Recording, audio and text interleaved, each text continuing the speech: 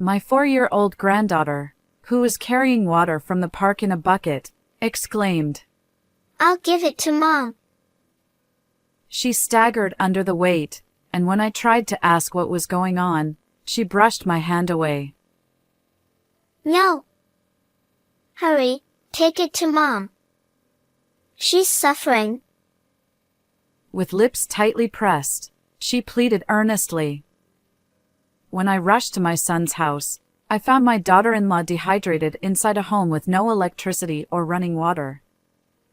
She didn't respond to my calls. "What's happening?" And at the hospital, I learned the astonishing truth. I'm Nancy. I've been living with my somewhat traditional, slightly domineering husband. After turning 60, I started assisting with an after-school program for elementary school kids. I've always loved children, and my husband allowed me to pursue what I enjoyed. The person I worked with at the after-school program was my daughter-in-law, Mia. She grew up in a single-parent household and lost her father, leaving her all alone. But she was incredibly beautiful, and somehow, we clicked.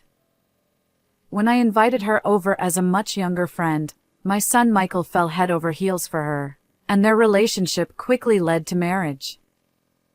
Mia was thrilled to become part of our real family. My son and daughter-in-law bought a house about 15 minutes away from ours. Nancy, there's a lovely French restaurant that just opened in town. Would you like to go together sometime? Certainly. Let's go. Mia often invited me out for lunch on our days off, and despite the stereotype of a strained mother-in-law relationship, we could talk about anything, just like real mother and daughter. However, unfortunately, there was a sort of barrier between my biological son and me. My late mother-in-law adored Michael and rarely entrusted me with parenting duties back then.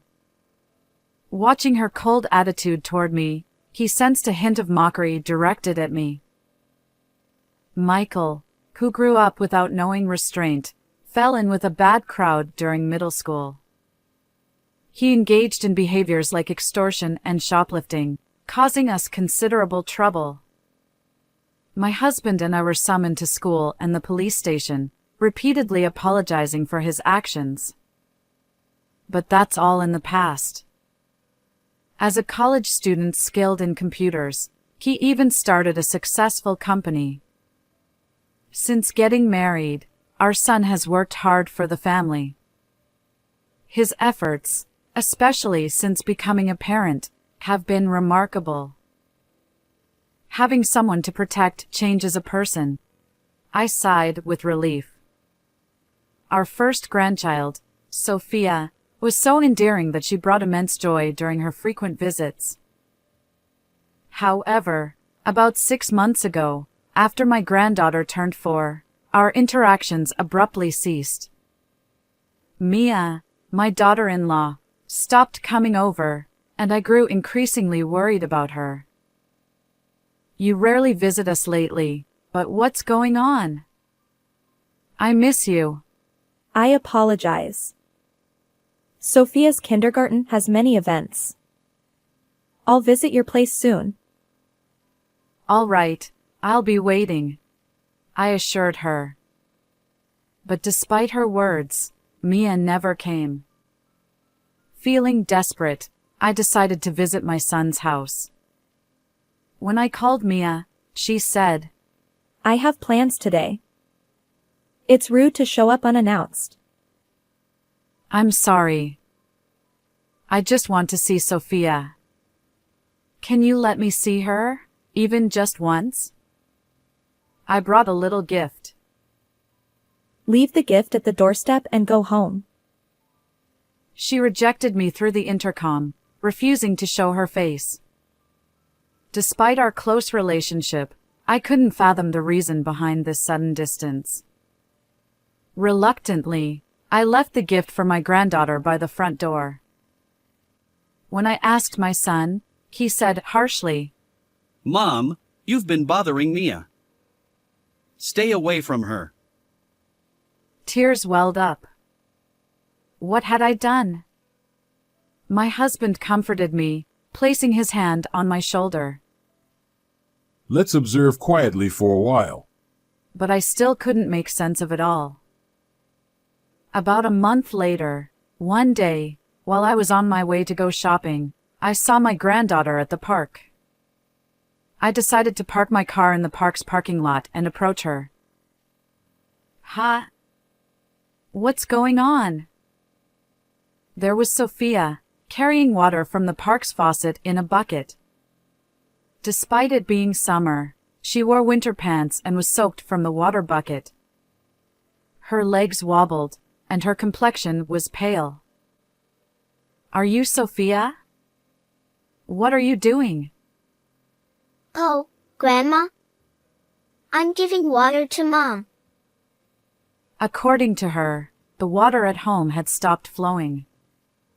With vacant eyes, Sophia was determinedly carrying the bucket of water. Understood. Grandma will help Mom. Sophia exclaimed. Really? Hurry, help Mom. Together with my granddaughter, I rushed to my son's house. The front door was unlocked, and as she had said, there was no electricity or running water. "Mia! Where are you?" Sophia led me to a storage area under the stairs. There, my daughter-in-law lay sunken-eyed and dehydrated, her hands and feet bound, blood staining her mouth. "Mia! Stay with me." No matter how many times I called, my daughter-in-law didn't respond. I immediately called an ambulance. Desperate to inform my son, I tried calling him, but there was no answer. "Sophia, where's Dad?" Dad went somewhere. I should have given Mom water sooner. I'm sorry. Tears welled up in her eyes, and she couldn't share more details. When I contacted my husband, he was shocked but promised to come right away. Despite multiple calls, my son's phone remained unanswered. Finally, I reached his workplace, only to learn he was on a 2-week family vacation overseas. "What's going on?" He wouldn't return for another week, leaving me bewildered. The ambulance arrived, rushing my daughter-in-law to the hospital. Concerned about Sophia's pale complexion, we decided she should be examined too. And a few hours later, my husband and I were guided by a nurse to receive an explanation from the attending physician. Please don't be shocked. The truth is, The doctor revealed a startling fact about my daughter-in-law's condition. Could it be something like that? I questioned, doubting my own ears. Fortunately, our granddaughter Sophia, though malnourished, wasn't in immediate danger. However, my daughter-in-law remained critical. While my husband attended to Sophia, I diligently cared for her. "Mia, I'm here with you. Stay strong. You have Sophia, don't you?" I held her unconscious hand, continuing to reassure her. The next day, we finally managed to reach my son. My husband was with me, so I put the call on speakerphone and explained the situation to Michael.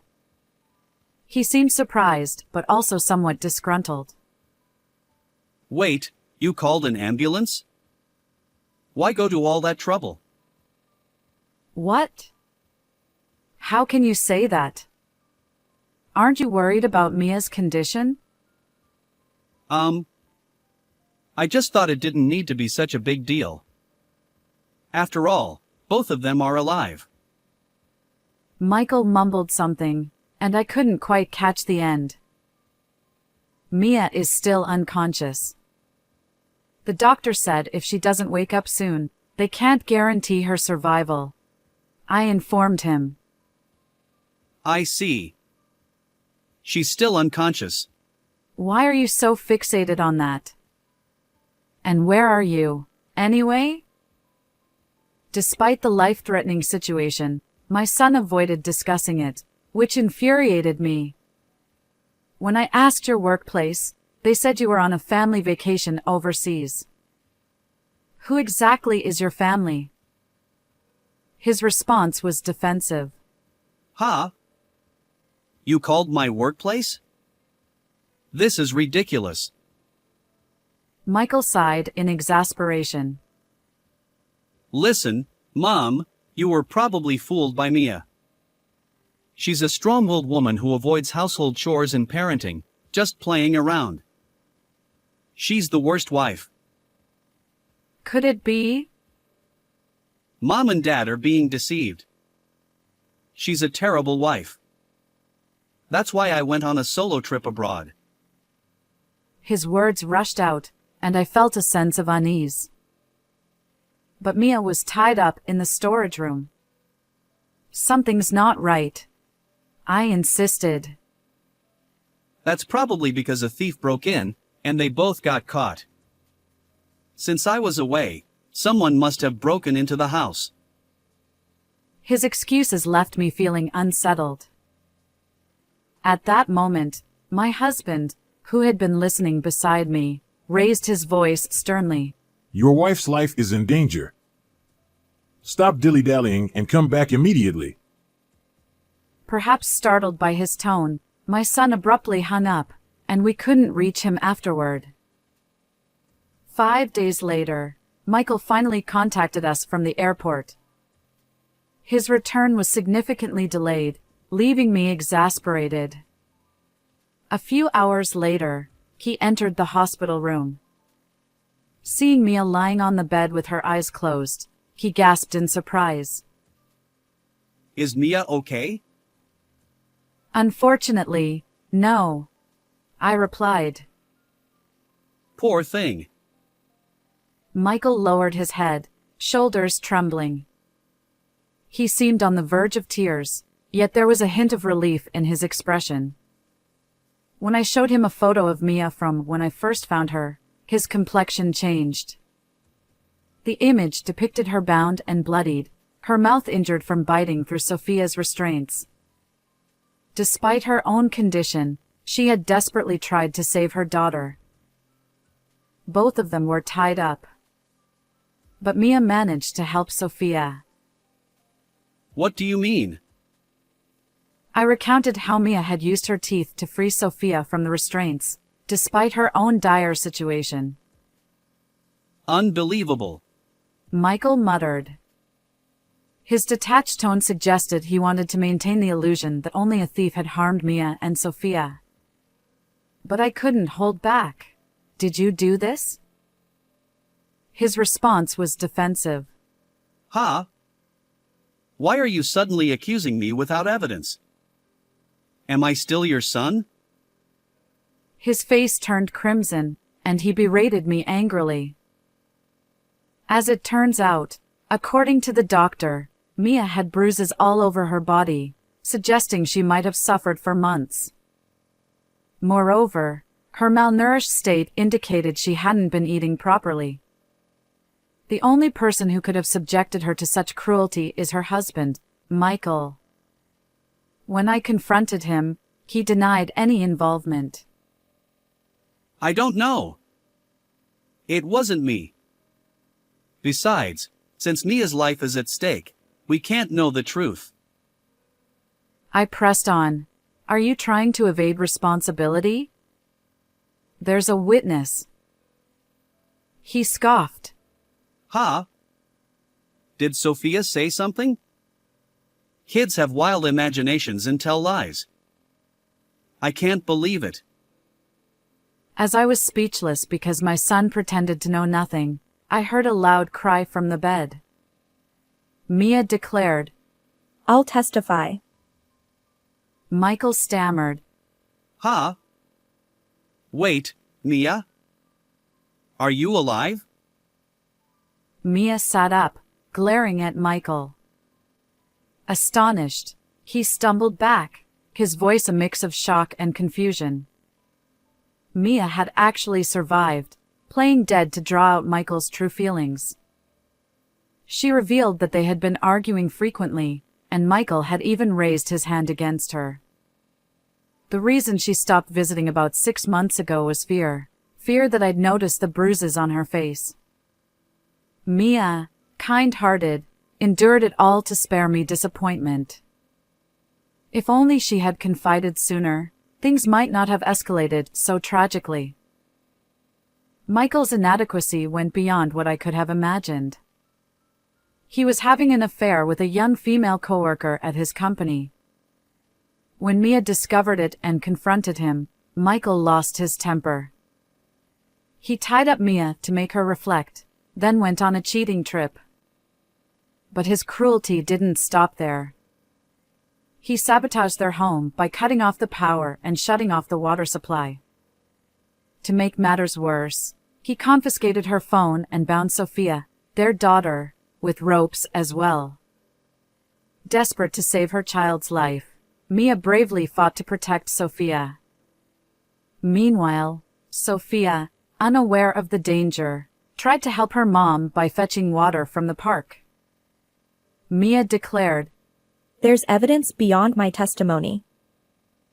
My daughter-in-law and I exchanged knowing glances and nodded in agreement. I then showed Michael a damning video I had received from her, a recording of him physically assaulting Mia. Ironically, Mia had used a baby monitor camera from Sophia's infancy to capture the evidence. I'm sorry. The affair was just a fling. I'll break it off and cherish Mia from now on. Unbelievable. No way. I'm reporting this to the police. Come on. Hey, Mom, ask Mia too. It'd be a problem if your only son got arrested, right? Realizing he couldn't escape, Michael turned to me for help. However, I doubted his sincerity in changing his ways. You've done irreparable harm to Mia and Sophia. Be honest with the police and face the consequences. Huh? Are you really my mom? You won't help me? Frustrated by Michael's anger directed at me, I was left speechless. Thankfully, my husband made the call, and Michael was taken away, wailing, by the police.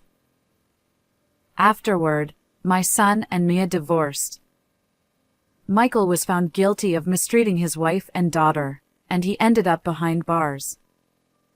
Mia sought $20,000 in damages, $100,000 in child support, and a division of shared assets from my son. She also demanded $12,000 in damages from Michael's affair partner, a woman who worked under him at the company. Michael relinquished all properties he owned in his name, including the house and land, to his wife. He used the proceeds from selling the company to pay child support. Stripped of both money and reputation, he'll face challenges even after leaving prison. My husband and I severed ties with Michael. We legally adopted Mia and Sophia as our own children, intending to leave them our entire estate. Recently, seeing Mia and Sophia's smiles has been a source of comfort. We hope to continue living positively and harmoniously as a family. How did you find this story? If you enjoyed it, consider subscribing to our channel. See you in the next video.